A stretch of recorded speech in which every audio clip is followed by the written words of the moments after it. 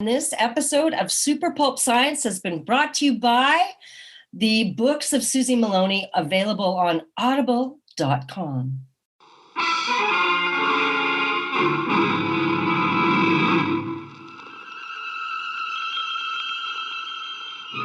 Attention, citizens. It's time for Super Pulp Science.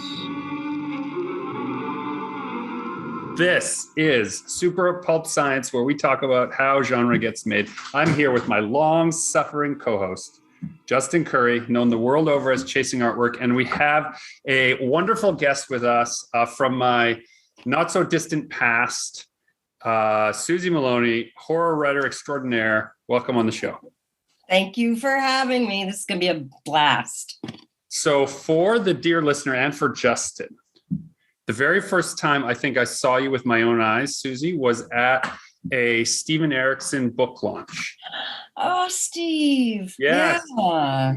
And he used to write a few tables over from me. He would write good books a few tables over where I was struggling to write my first book at Bar Italia. And then I got invited to come to his book launch. And he had you and I believe David Keck, or maybe it was someone with a moth on the cover of their book. I can't remember. I remember. Who was that? Spade, is that right? I didn't know them until that night. Steve, I knew Steve from book tours. So what I liked the most about that night was he was launching his new book, and he brought two other Winnipeg authors to sort of co-launch. You know, he didn't have to share the spotlight. He's got plenty of spotlight, but he just brought people in, and the conversation that the three of you had about craft and the way in which each of you kind of triangulate in on how you tell the stories you told, I found invaluable as a... Oh, fantastic. He is such a generous guy. Indeed. And he deserves all the success that he's had. Good for him. And I believe it continues to this day. Yes, it does. We'll track him down for the podcast. You are a horror author, first and foremost. Your book, The Dwelling, has the distinction of being the book that my wife, Tara, would not finish because she found it to be too scary and too close to the life that her and I were leading at the time. That's right. She said, there's this comic book maker and his wife, and they live in this creepy house, and like, shit, she's like, I can't finish this. This is our life. There's no way this ends well. No spoilers or anything, but see, if she just read to the end, she would have gone, phew, it was me. So why don't you tell us and the listener and Justin a little bit about your career as a writer? How did you start as a horror writer? I'm told you have a good origin story. I do. It's a very fair origin story. Okay, so I was raised somewhat by people who were crazy for horror. My mother loved horror. So did my mother's family. In fact, it was a tradition on Boxing Day for all of us to just go to the movies. So we were movie people from young, but my mom was a big reader. Her family's a big reader. A lot of science fiction in my grandfather and my uncles, but we were all dedicated horror readers. There's a copy of Rosemary's Baby in our house from when I was, an infant. Well, that is the Bible of the horror writers, in my opinion.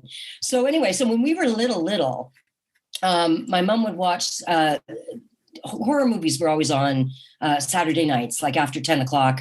They would flash that ad, parents, do you know where your children are? And then the horror movies would start. And my mom would watch them until she got too scared, and then she would come and wake us up. And we would have to come out to the living room to watch them with her. And, from under the blanket, you can't only help at the point that it became the most scary, she'd wake her kids up to go, I got you. Yeah. We're not even better, sir. So, of course, my brother, who's quite a bit older than me, actually, he was sort of fine because he could say, oh, that's a movie. But when I watched Burn Witch Burn, and she reveals the half of her face that has just been burnt completely off, that had some impact. And on how I wore makeup in years to come.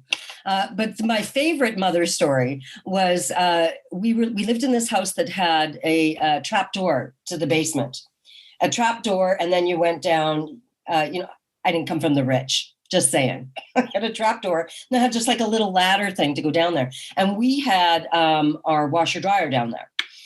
And the washer dryer was the front loading or dryer, right? And we were watching The Outer Limits. And it was an episode, famous episode, and I believe it's called The Box.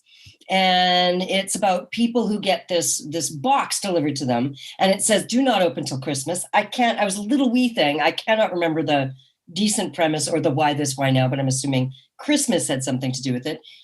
Do not open till Christmas. And to a person, they opened it. And when they opened it, they got sucked into the box, and the box was an abyss.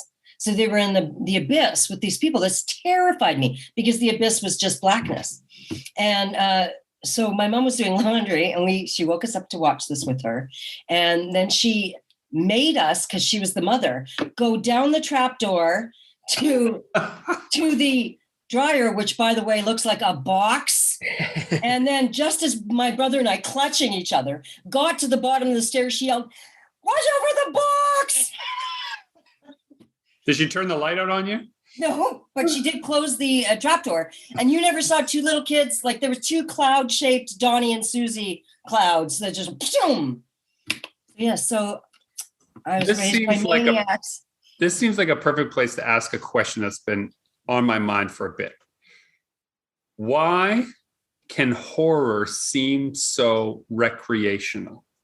Why is there so much joy in scaring people and in being scared when there's no risk? It's only funny because no one will be hurt. That's right. And that's exactly what it is. Psychologically, it's putting yourself in a high risk situation without there actually being any risk. It's like virtual reality, right? You're putting yourself in the protagonist's eyes and head, and you're seeing what they see, and it's all very safe from your sofa. It's all very safe, you guys, until it's 3 a.m. and you have to go to the bathroom by yourself. And then everything is suddenly very, very serious. It's not always funny. But you know what? I have a theory too. I'm like, I think a lot of women, I'm an occasional true crime binge listener, podcast listener, watcher. And I realized at some point what you're doing when you're listening to true crime, you're going, "Oh, I'd never do that. I would never do that. That was dumb. What she should have done." And so I feel like a lot of what this is, it's a scary world. There's a lot of stuff out there. There's war and a pandemic and a deadly virus and, rising prices. It's a scary, scary world. And somewhat horror, crime, these kinds of thrills, they give you a blueprint for how to cope. In a way, how did I get through, that time the monster chased me up to the attic and I had no options but to jump or fight, and I fought and I did it. Of course, I didn't write that one, but right. So that's my theory. It's somewhat a blueprint for coping. Yeah. And I've heard that explanation before, that the reason why people really like scary movies and being scared is because there's a part of your brain that wants to learn from that and get better at escaping that monster, escaping that threat. Like we don't have to run away from predators anymore, but we still have that part of our brain that wants to be really good at running away from predators. Yeah, there's a portion of dream research associated with nightmares that suggests the reason we have nightmares is because we are anticipating something awful is going to happen to us. That part's true. Our anxiety is triggering it. And so our brain is making scenarios that we cannot escape so that we have practice dealing with how bad it could be. And you wake up and you're glad it was a nightmare, but it's over. But actually what's happened is your brain has practiced dealing with really high levels of stress and anxiety. Nothing like being on the wrong side of a stuck door on your wedding night. I have very specific nightmares that I remember from youth. My mom died when I was little, and I had a little wee sister. She was 7 years younger than I was. And I felt incredibly protective of her. And I would have this constant reoccurring dream that we were on a chalet chair going over the ocean and that she would fall into the ocean. And logically, and I knew that I could not save her, but I would dive in after her because I didn't want her to be alone. And that gave me this sense of purpose almost that helped me grieve my mother, because I had someone to put that attention on and someone to put that love on. Have I brought this down to like an untenable level? No, I like it. I can tell a joke if you like. No, we like the misery. Well, why don't we tell this story? You could maybe help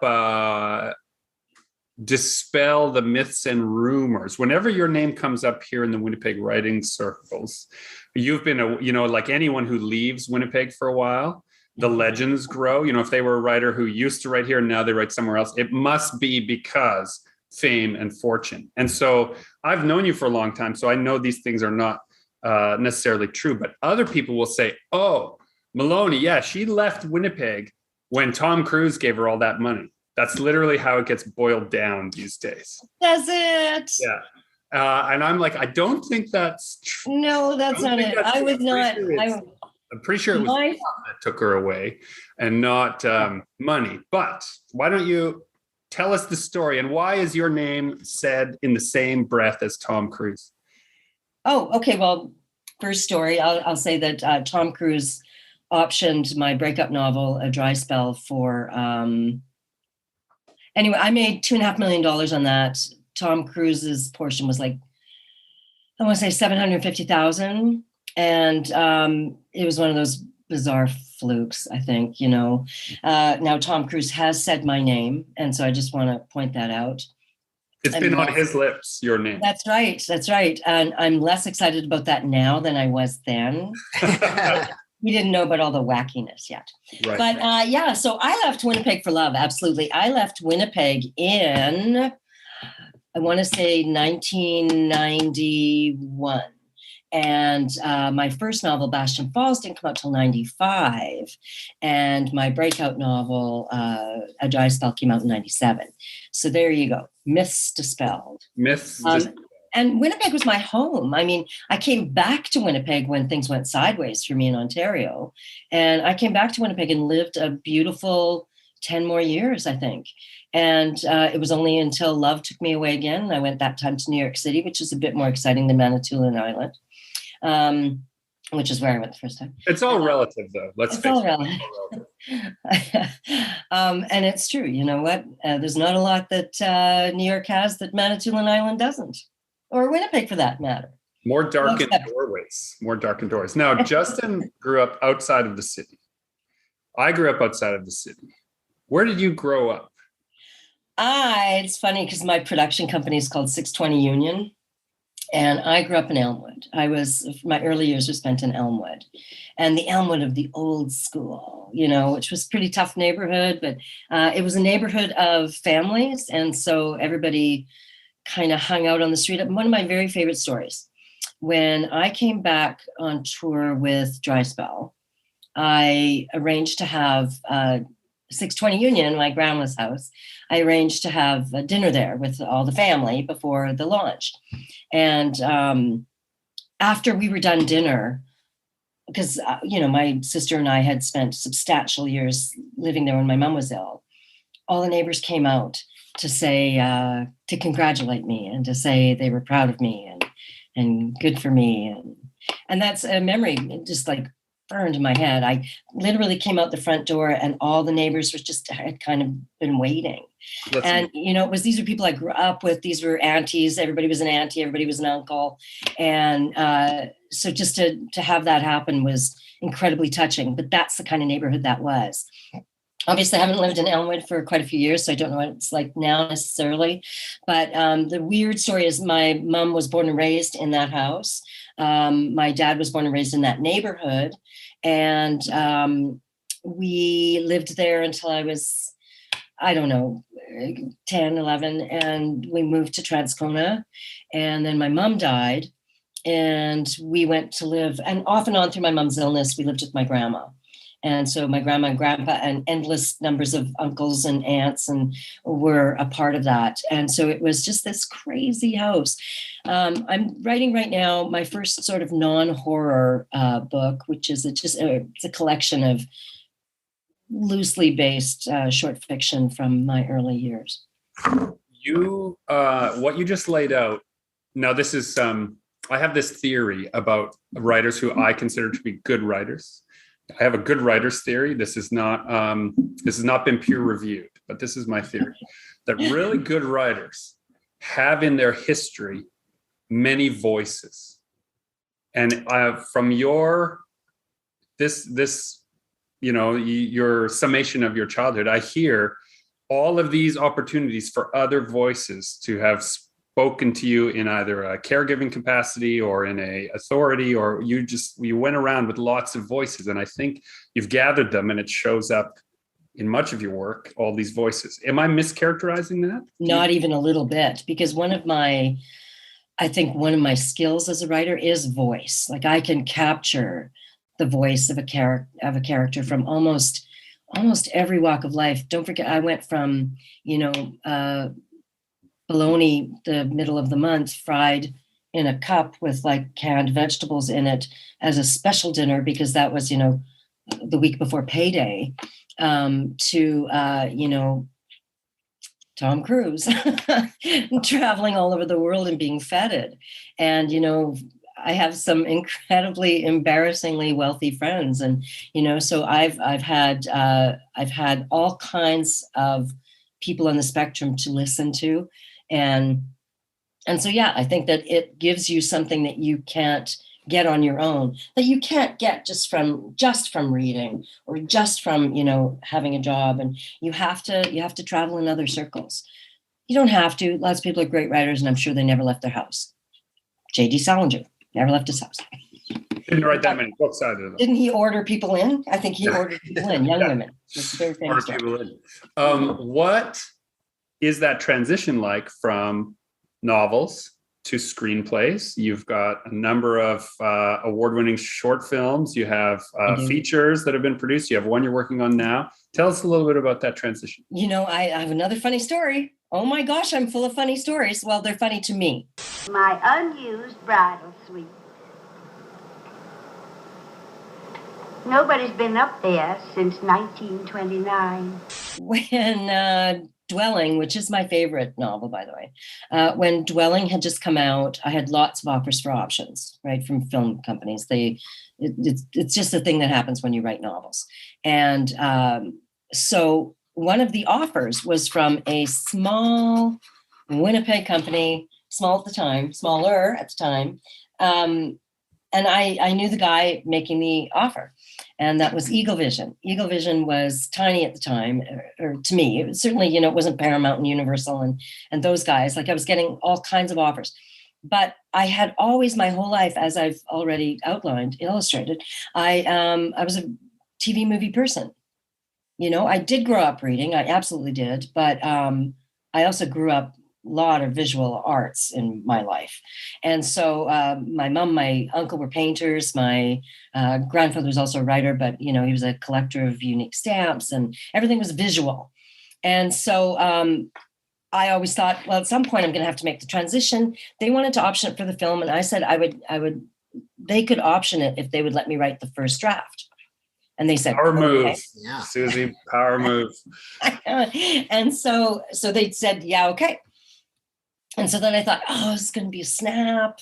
I've got the blueprint right in front of me. I wrote the source material. And it was like many, many weeks of weeping and hair pulling and screaming, I can't do this. This is too hard. So hard to switch mediums. It really, really was. My descriptions were like this long, and they were beautifully written, but you can't shoot that.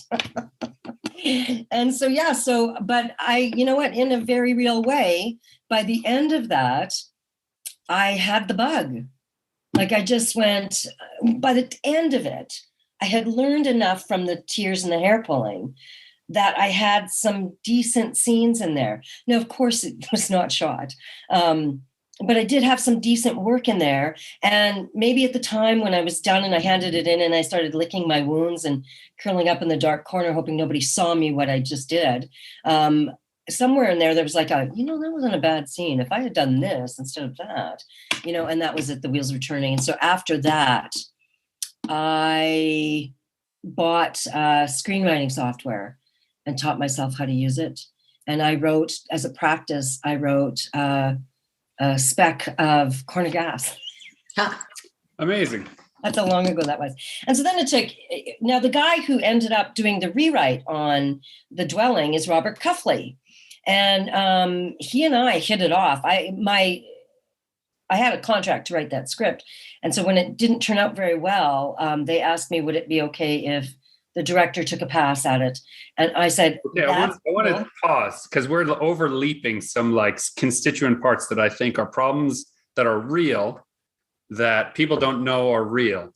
You handed the draft of the adaptation of a book that you wrote.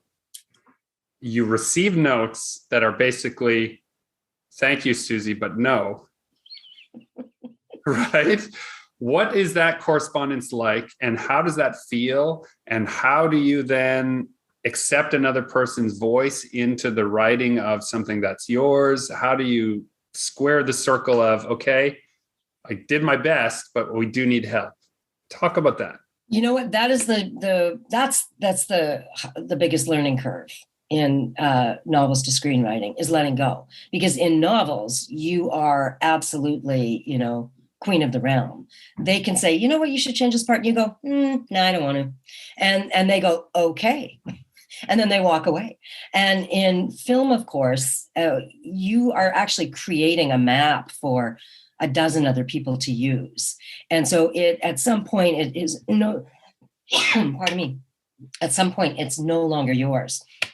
And that's the hardest thing to watch happen, because somebody else puts their fingers in it. They change your dialogue, they switch scenes around, and all you can do is curse at the cloud.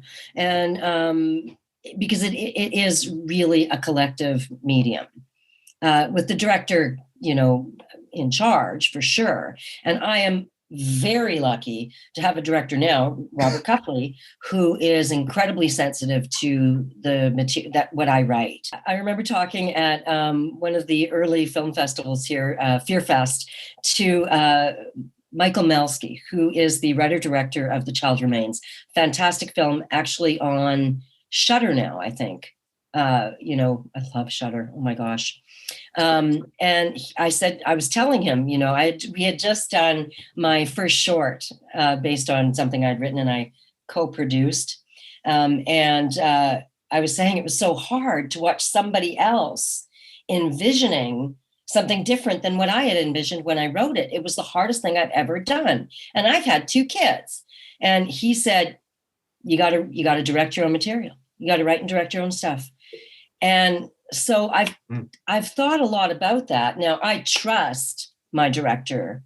In a way, I'm shocked sometimes that I do. But we have a very similar sensibility when it comes to horror. How did you earn that trust? How did that trust get? Trust, you don't just give trust. Well, it's interesting because Robert and I had been looking for something to do together for a decade. After this debacle with The Dwelling, he did not use it, or he did not direct it. He and I just stayed in touch. He let me look over his shoulder while he was rewriting my script, and I learned a ton. And what was very interesting is I was learning from the point of view of a director as a writer, and I was already, a novelist, and so had a larger vision for things. He showed me how to narrow it. And he showed me how to use visuals, right? And so throughout the course of this, we wrote some things together.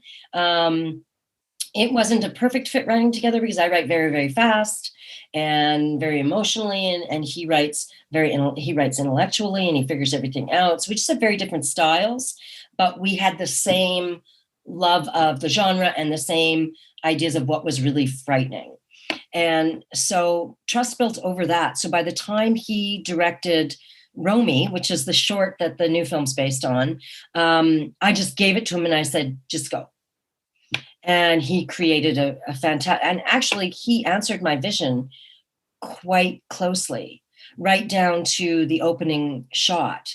And so I'm always delighted when I remember that. When when you sit there like this, ready to watch it, and you're like, and it was actually. So you didn't see dailies, you didn't see production, you just saw final cut. Dailies in a short? Are you kidding? What is that, a clip he's going to send me? Well, that's true, I guess, yeah. Well, you never know. Yes, maybe. I don't know how. He would never. First of all, there would never be time on an indie project to do that. You'd have to be there to watch it, I think. Well, that's what I wondered if you were there, because I've been involved in a few indie horror shorts, and I'm on set, so they're like, "Well, what the hell are we going to say here?" And we make it up right there. So. Well, now Bright Hill, that was the case, but he shot Romy in Vancouver, and I'm in Edmonton, so I was not available, and it was such a clear, simple script. In fact, the programmer at Blood in the Snow said it was exactly everything that a short film should be.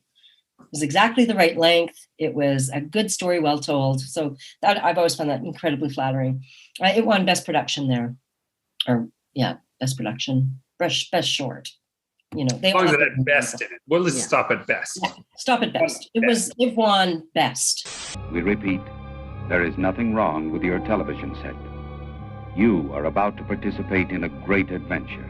Now that so many of your stories have been made into movies or short films, in the visual medium, has that altered when you start a new project at all? Are you I think a lot of writers, as they're writing, they're kind of picturing it as a movie in their head and getting that onto page. But because so many that's happened with your stories, are you now considering how this might be shot in the future as you're writing it for the first time? Geez, that's a really good question, because I have been working on this short fiction and I'm trying to think now. See, I have to say that not in the case of that short fiction, but I was commissioned at Christmas time to write a werewolf story, something I've never written before. My favorite. But because I am writing, all the film is in the horror genre, immediately it was all visual to me. The difference is that I had way more geography to play with that visual in the short story than I really do on the screen. On the screen, you're talking 10 seconds for that first shot, if it's a long shot, whereas I've got half a page to describe, what that night felt like and what the girls were doing and, where they were going and how the gravel felt underneath their bare feet and they're carrying their shoes. And so I got to play with that much more than I, as a screenwriter, would ever get to see on the screen, because everything gets so altered by the time you're handing it over to the people, because it's a blueprint. A screenplay's a blueprint. Do you ever write? I'm not sure about how your creative process is, so just for context, because I write for some illustrators, I illustrate for some writers, and I write and illustrate my own stuff. In any given day or any given hour, I have one of those three types of projects that I can pivot into. Are you a finish the prose, move on to the screenplay, finish the screenplay, move on to the prose, or are you multidisciplinary within the day? It would be so terrific if we all had the privilege of just staying home and creating whatever we wanted, and that's on one project, but that is just not a reality in the world today. So yes, I multitask. I also, a secret part of my life is that I do publicity for theater and film. So, Did you know this? And I know how to do that because I've been doing it, since I was, by the time 13 came out, which was my last novel, the industry had changed so much. So much had changed. When Dry Spell came out, I had 3 publicists in Canada, plus a publicist in most cities, and same in the US, bunch of people. And they were responsible for making my book a hit. And by the time 13 came out, I was one of 4 writers assigned to a single publicist. And she was the publicist for Canada in that time. Yeah, it's wild. I've encountered that same dilution recently as well, where I realize, okay, if something's going to happen, it'll be as a result of what I do. Yeah. Not as a result of what the PR person, who is just through no fault of their own, too many books for them to manage. Yeah, no fault of their own. But it is the fault of the, the big people who own Big Five. I guess it's Big Six now, right? And it is what it is. And I kind of like publicity. I like the plan, and the rollout. And in a very real way, I see it the same way I see sewing an outfit, a dress. That's not the pivot. I thought you were going to say like writing a horror story, building suspense, and then the monster is the book. That's not it at all. What I see that, you get a pattern and you get instructions. And if you follow those instructions, at the end of it, you'll have what you put into it. And it's the same. It's very similar with, I sew. It's very similar with, I think with publicity, that you come up with this plan and you have a series of instructions and you have, this is what I'm doing on this day, this day, this day, this day. And these are my contacts in case I need something. And so, it's, writing a press release is super fun. I had someone tell me one time that I wrote the best press releases she'd ever read, that you could literally take my press releases and publish them and no one would know it was a press release. So I will break the fourth wall here. And Dan just winked at me and nodded yes, which means he's encountered your press release. No, I haven't. I just know that's the pre-com in you coming through. That's what that is. Oh, yes, it is. That's right. He just immediately began nodding as you were saying that. Pre-com, press releases. Yeah, you learn first things about. Dan Vadeboncoeur, dear listener, hiding on the sofa behind our recording equipment, couldn't help himself. He couldn't help himself. But it's absolutely true, because the first year at Pre-Com, I don't know what it's like now, but back in the day, you learned everything. And so you took PR and we learned to write a decent press release. And back then it had to sound like a news story so that it could get printed, because that's what happened. And so I still carry that habit. And, my press releases get printed. Just saying. We had to do some press release stuff for Dead Work, and the person who volunteered to do it for our project kept sending it back, and both myself and Jonathan Ball kept saying, no, you have to write it like the article. You have to remove all the barriers between them for them to just say, okay, great, we'll just print that. Exactly. You have to be a reporter. Yeah, which is a bitter pill if you're hoping that your ego will be served by someone looking through the ruins and finding the treasure that is you and then lifting it up for display in some museum. That is not how the business works, but that's how we want it to work, right? Of course we do. And you know what? We all want to be discovered as writers and be brought into the very elite fold. But the fact is that the way we as artists, and I'm sorry to use that word, the way we as people who create stuff are tiered has very little to do with the talent and quality behind the work. It's very much got to do with, how many people can they reach with this name? It used to make me absolutely insane when, all the papers I could pick up, and I've always been a newspaper nerd. Now it's all online, but I used to actually have papers delivered to me. And I took, the Star, Globe and Mail, Winnipeg Free Press, the Sun, when they were one paper or two papers. And the book section, when there was a book section, same 5 books. All the papers, same 5 books. And like J.K. Rowling needs coverage. All you need is a little article that says, yeah, J.K. Rowling had a new book come out. This is what it's called, and you can get it at the store now. And then, let's promote some real writers. It's always, I guess it's crazy to me to be reading something like Pray Fire or Here We Have Funicular and read these amazing writers who make me cry in, 15 pages. And I go, I've never heard of this person. Right. And, I look at it and they've been published in all these small journals. And I just think, where's the scouts? Where are the scouts out there finding us and bringing us into the show? Well, that brings me around to your production. It sounds like you're a scout now. I am. I'm always I take a full advantage of all of the people, all of the friends I've made in publishing since the start of my career. And when I find a writer that is worthy, man, I start shooting them out. Can you read this? What do you think of this? Well, and that mentorship part is it's sorely lacking, I think, these days. And it's so important to have somebody Oh, shepherd you a little bit and say like, okay, yeah, your agent, you might get 20 rejections from these agents, but we're just going to keep doing it. That's normal, right? yeah, that is normal. Yeah. And you know what? So many people helped me. Like, I wasn't born fully formed from the ocean like Venus, no matter how closely I resemble her. And so, so people helped me all along. And I'm absolutely, you got to put back into the community what you take out, right? How can we get out? I will transport you as you came. If you will help me. We would be remiss if we didn't now with this, with a horror writer on our podcast, ask you some of your rules.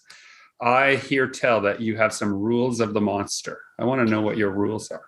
Well, actually, the monster has its own rules. I do a little teaching of screenwriting here.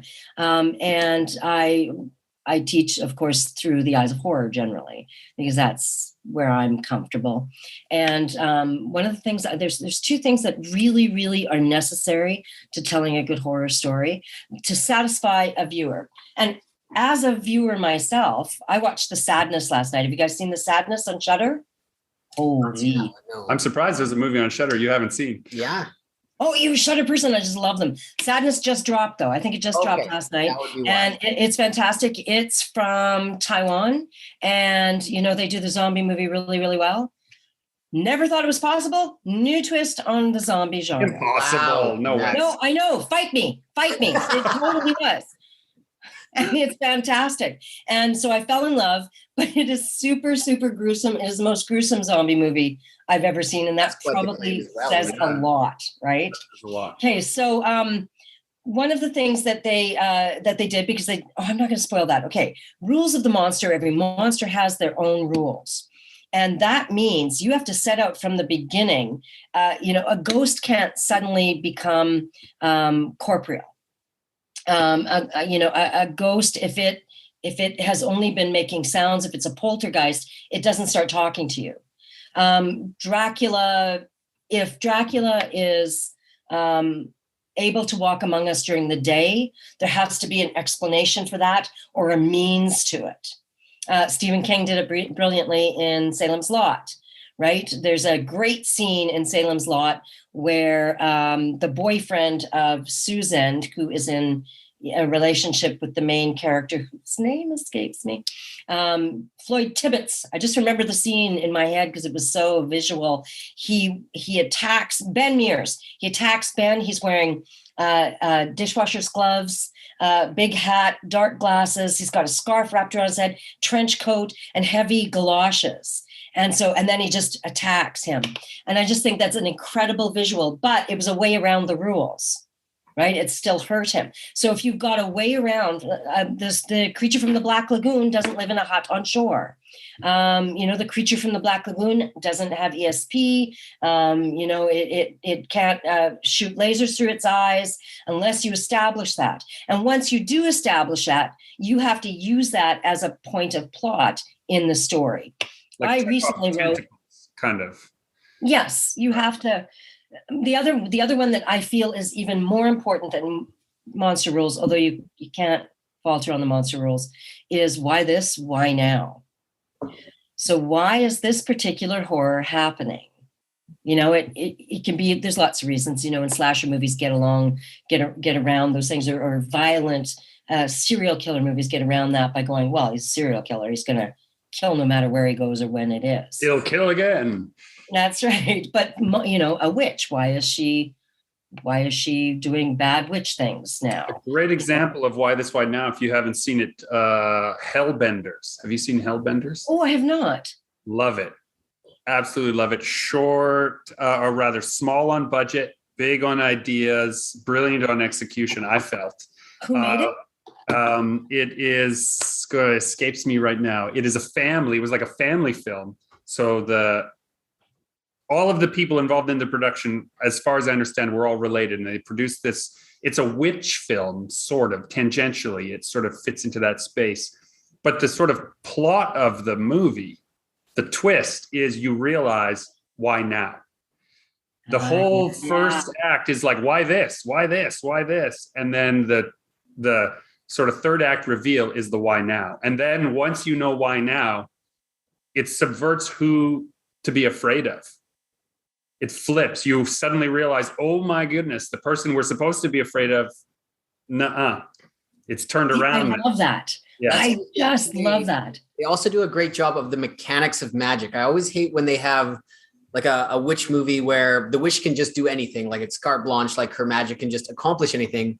But in this one, they have great mechanics set up that like they can do more powerful stuff if they do X and Y. So you see the correlation to like why they're able to do that, because, you know, they were fueled up on this and they did that. Like, it's not just the ghost can do anything. The ghost has to. See, that's rules of the monster. Yeah, exactly. You need right? Like, you know, a witch has to, in 13, I had my witches, they had to do actual spells in order to accomplish something. So it took some time, some effort, some energy. And I feel like it's more believable if there is, you know, kind of a series of instructions that they have to follow. Or an exchange of some kind. The exactly. Exchange. Yeah. It also. And why now? Sorry, I'm just to finish that off. Like, you know, it can be lots of things. It could be something super simple, like an environmental disaster woke up the 10,000-year-old ghost underneath the mall they're building, and now the mall is haunted, right? Like a poltergeist, you know, it was they were building on a ancient burial ground, you know, and so it awoke the. You know, Annabelle gets loose, although Annabelle plays fast and loose with the. You know. Well, that's a good example of they didn't set up rules for Annabelle. Like at the beginning of the movie, she was just doing like little creepy things, and then by the end of the movie, she's shaking a house, right? Like there are no rules to what that ghost can do. Well, okay, that's very interesting too, because on occasion there's a way that as long as you lay it in, the spirit is getting more powerful. Stronger, yeah, for sure. Yeah, and so then that changes, it doesn't change the rules of what they do, or it shouldn't be able to, but it changes the strength at which they can do them. Mm-hmm. It was like when, even as a young, too young probably to have been watching it, when I saw the first Hellraiser movie. Yeah, Dan's waving too. Me too young watching Hellraiser. Everybody was too young. When he tears his hand on the nail, and a little bit of blood brings in almost an entire body back. There's plenty more blood than that's spilled throughout the movie, and it doesn't seem to complete the necessary. So they established the rule that a little bit of blood will do all of this, but then we need more and more. And upon rewatching it, all I need is a tiny piece of exposition that says, at first, it works, but it works less and less. So you'll need more and more blood. That's immediately what I thought. Right? So as a horror writer, I was going, oh, well, it takes. That's all you have to do, but it's not in there. And that's so it all. Doesn't, right? It's not, you can't assume it from that. I don't think it doesn't become, I mean, it's from that era of movies where, you know, there is a lot on the cutting room floor. Yeah. And so, you know. They were all 2 hours. Yeah, I forgive it its weaknesses. I think the best example of a monster with rules. If you say Lake Placid, I'm going to come for you. Tremors. Okay, phew. Oh, yes. Right? Excellent example. Certainly, I only saw the first couple. But yes. I don't know if you need to watch all 7 or 8 or 9 or whatever they're up to, but the first one, right? It's a big monster. It's in the ground. It can hear you. So you can't touch. Yeah, you have to be quiet. Consumed in the bedrock or contained by the bedrock of the valley, right? A little tremor has cracked it, and now it's loose. Yeah. They don't address here. There is no why now in that movie that I recall. Oh, yes, it is. They're surveying, and so they're puncturing the ground. They wake it up by accident. Yeah, that's right. Yeah. No, that's a good example, actually, of a really classically structured horror movie. Yeah, you know, as is Jaws. Jaws is utterly perfect. Mm-hmm. You know, there's nothing missing, nothing gratuitous in it. It's just perfect. And Tremors is very much like that too. I realized, you know, it's a horror comedy. I'm writing a horror comedy. All right. I've written the first draft, which I think is the next thing that is being shot. And it's a witch. And because I'd already had experience with writing a witch book, and, you know, I have lots of great tomes in it, like the history of witches and the compendium of witchcraft. You and I are going to have to compare our witch libraries. I have a Hey, I'm in. Yeah. But so it was really fun because she was a different kind of witch. I got to play a bit with, okay, what can she do? What can't she do? And the can't she do stuff ended up being way more fun. Like these assumptions that these other people had of what she could do were not true, but she had to pretend she could, just to, for street cred. But it's a very funny one. I also wanted to say the why this, why now. One more line about it, and that is that I wrote during pre-pandemic. It was supposed to be the next one we shot, but because of the pandemic and the risks involved in this screenplay, it was not going to happen. But I wrote like a teen scream. And so a lot of it takes place in a school. So there was a bit of teenage sex, and there was, a lot of fight scenes. So there was a ton of contact. Right. And so we just, no way could we do it. That's like once it's eradicated, I guess, maybe. But I had to come up with an origin story because I was sort of given the storyline, and it had to involve a penny whistle. So I had to come up with an origin story for a monster and a penny whistle, because the whole premise of this was a girl and her monster. No, Daddy, no! Run, Daddy, run! I'm so proud of the origin story that I came up with. I set it in a Celtic world, and it was a Celtic monster that when you heard it, it was like a siren song, but for girls. And as soon as you got too close to the monster, it consumed you. And it's a story about obsessive love, really. But I got to create this whole, because there's no penny whistle origin stories, by the way. So you heard it here first. If you no, yeah, let the world be crawling with them. Oh my goodness. Let me ask you this: we're sadly coming to a close on the time we have together.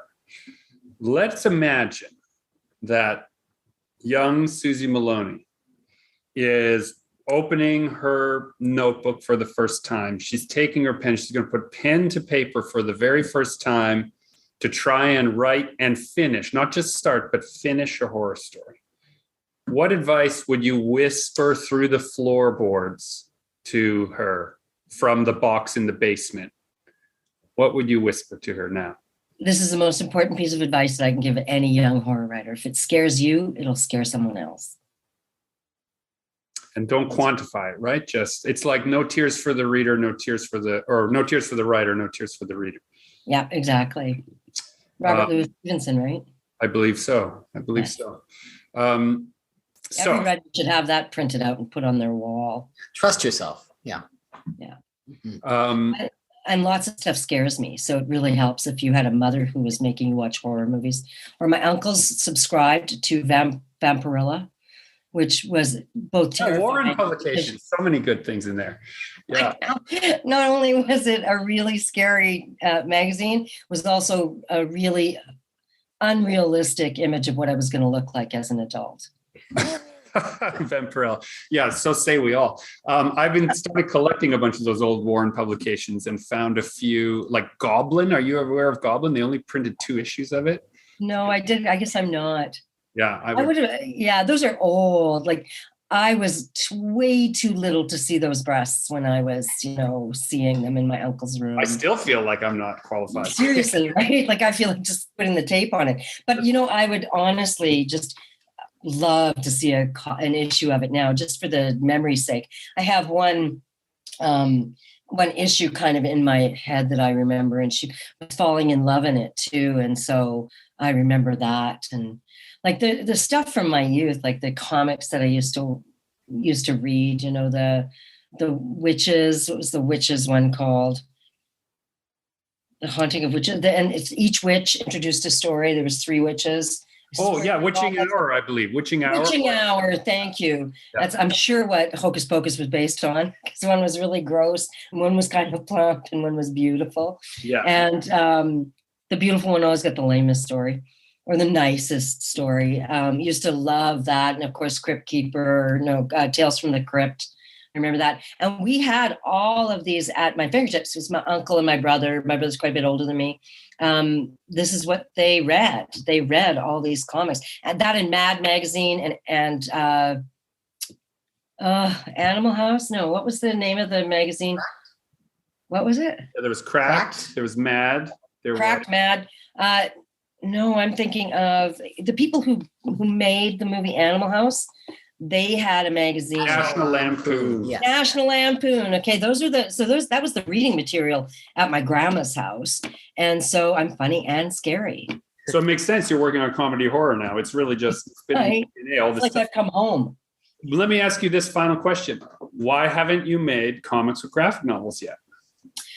You know, I have wanted to over and over, as you know. But you get to this point where you're writing so many other things. Like right now, I'm writing a thriller. I'm working on another short film. And of course, I have a new draft of the horror comedy due. And, I'm trying on my side hustle, I'm writing those short stories. And so what it is I have a reason for writing each of those things. And generally it's money.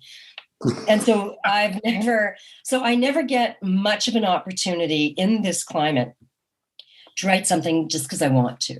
Right. Like the last time I really, really felt that was when I wrote that werewolf story, because I'd never written one before, and I got really pumped and excited to write it.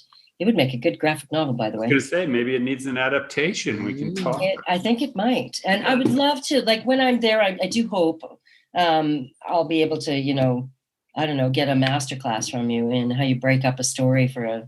You are welcome to the studio anytime. And I'd love when you come to Winnipeg next for you to participate in our 13 Horrors, just a bunch of people sitting around making up scary stories. Oh my gosh, I'd love that. Yeah. So I feel like you probably will become the patron saint of that group if you show up. Oh, then this tiara will work out. Yeah. Marvelous. Susie, it's been so nice talking to you. I cannot wait to see your new films, to read your new stories, and to see you again in person real soon. Oh, can you plug me a little? I got Bright Hill Road on, it's everywhere on demand. And if you're a subscriber, it's on Amazon Prime. And watch in 2023 for the feature-length version of Romy. Beautiful. And I'm available on Audible and other platforms with my novels. See, and I was going to throw all these to you, but you're ready. You're better at this. Dan is nodding appreciatively that you have stepped forward to do this.